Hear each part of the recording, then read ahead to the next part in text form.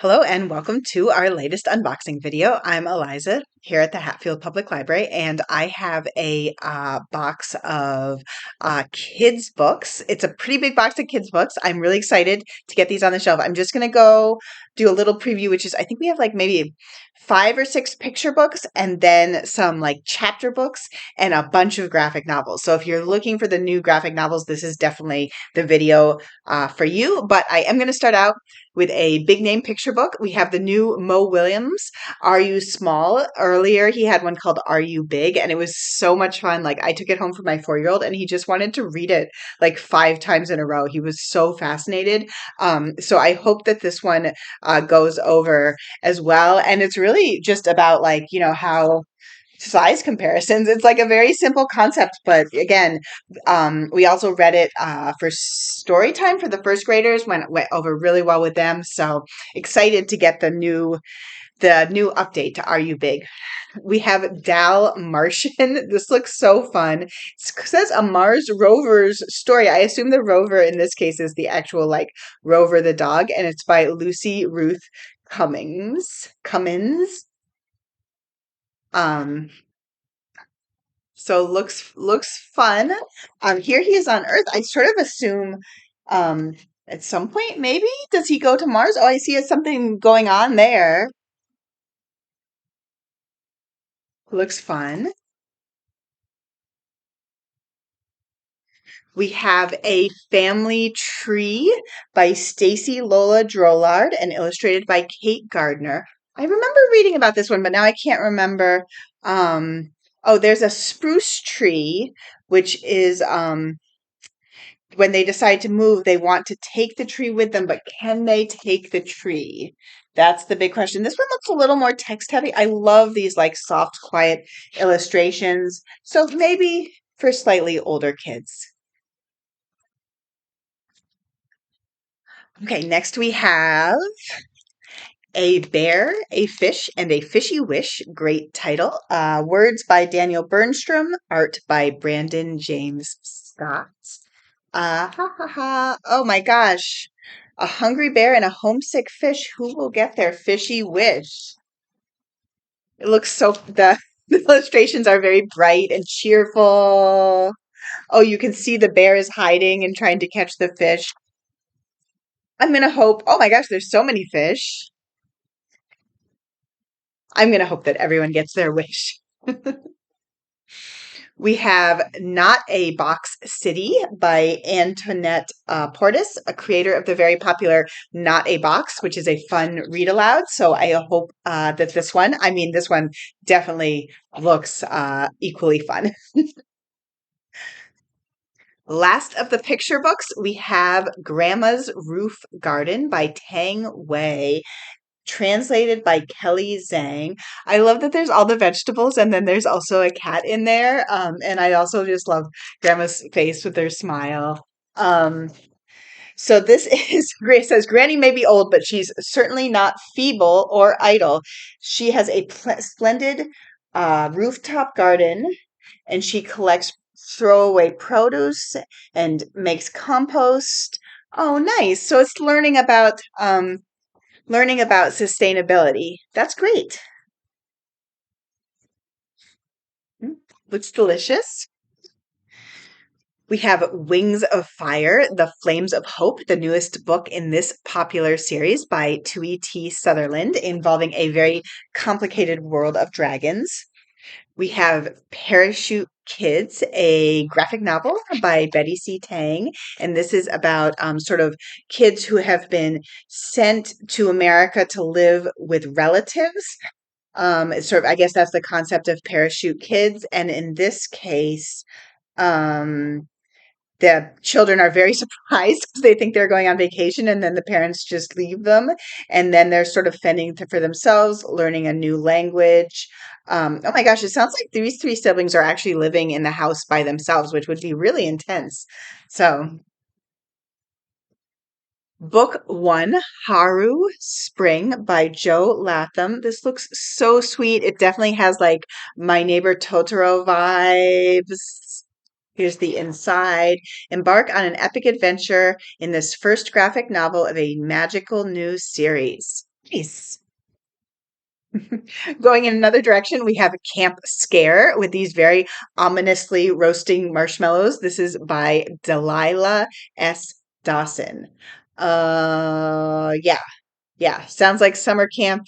Things go bad. A new one in the Dragon Masters series, Cave of the Crystal Dragon by Tracy West. Very popular series, highly recommended for kids who are just transitioning into chapter books. There's such a complicated world. They get really excited and everything is very clearly laid out. We have Timid, a graphic novel by Jonathan Todd. Cecil is new in town. He's shy. He doesn't fit in.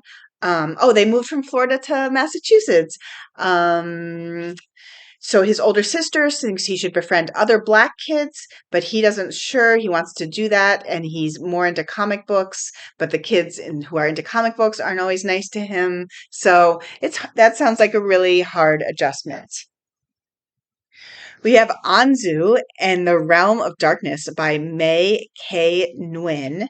And she's just I have to do the thing. Sometimes I have to do the thing where I have to figure out if this is like in our world or a magical world, but I'm going to go with magical world. Um, but also about a kid who's just moved to a new town, and there's like I'm a little confused, but basically it just looks really fun with a lot of magical stuff going on and a dog character, which is always important. We have a new Babysitter's Little Sister. This is by Caddy Farina, and it's Karen's Sleepover. So we have the popular new graphic novel Babysitters Club, and then there's the spin-off series about the little sister. Some new Pokemon books. We're trying to up our Pokemon game because we have so many Pokemon fans. Fluffle Bunnies, Buns Gone Bad by Anna Humphrey and Irma Nivilla. This has definitely got a bad guys vibe, which I think is good because that series is super popular. A lot of kids really like it. So this is definitely a graphic novel. The bunnies are named Biggie, Boingy, and Flop, and they have to take care of themselves when their mother goes to Brazil to learn jujitsu. A new Magic Tree House. Windy Night with Wild Horses by Mary Pope Osborne. Looks fun.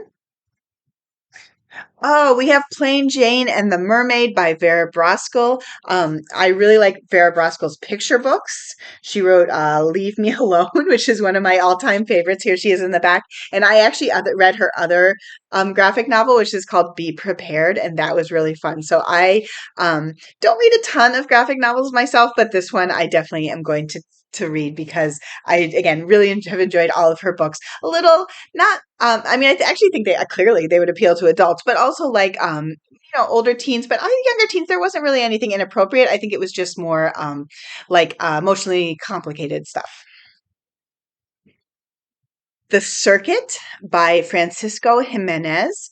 Uh, so this is a graphic novel edition of an acclaimed memoir, and it is about um, it says honest and evocative account of a family's journey from Mexico to the fields of California, where they're migrant laborers, and it's seen through the eyes of the son who wishes that he could go to school and get an education.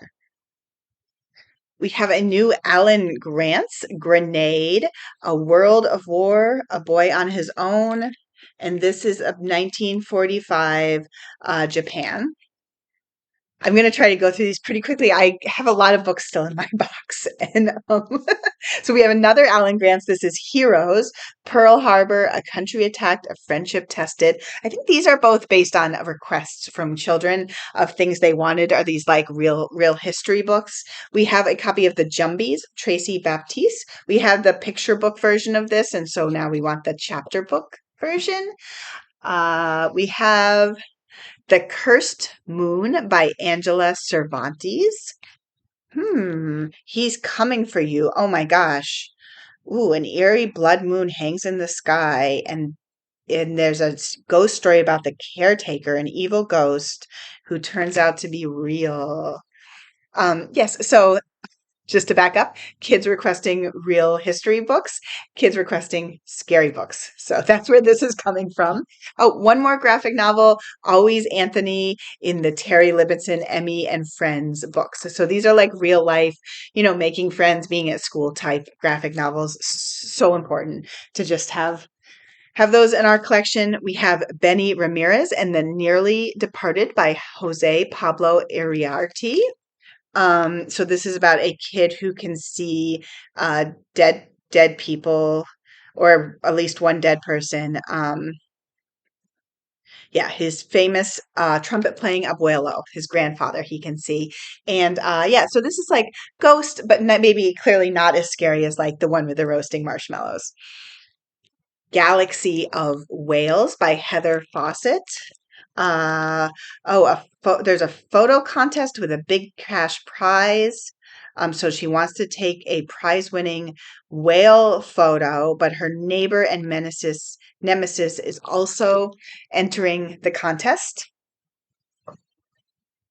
We have One and Only Family by Katherine Applegate. So this is the sequel to the Newbery Award winning The One and Only Ivan. So a lot of people really loved that book, and I think that they will be excited about the sequel.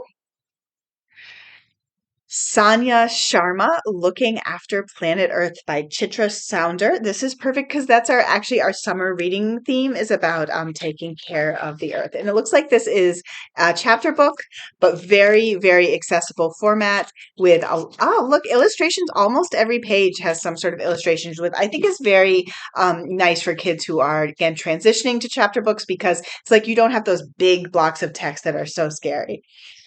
Two more. A little on the older side, we have The Mystery of Locked Rooms by Lindsay Currie. Ooh, a puzzle book. We love puzzle books. Welcome to the Delta Game. Fortune favors the bold. Uh,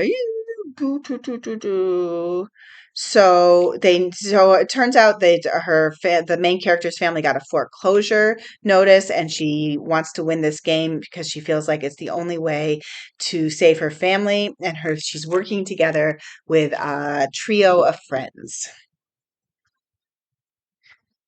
We have last book, Mascot by Charles Waters and Tracy Sorell. Um, So interesting, it says discrimination is discrimination even when people claim it's tradition. So this is, I can guess that this is about schools with sort of inappropriate mascots. This has definitely been a big issue in Massachusetts, and I'm pretty sure they just passed a law about it. But this takes place in Rye, Virginia, where the eighth grade English teacher creates an assignment for her class to debate whether Rye's mascot should stay or change. And so 6 middle schoolers get involved in the issue, and the arguments get ugly. That's nice. I like this eighth grade English teacher who's really stirring the pot with her assignments. She was like, oh, let's look at this thing. So that looks fun. I like that I can't remember if I said this, but it says it's I think 6 different perspectives of the different kids. So that's a cool idea. That was my box. And I'll be back soon with more. Bye.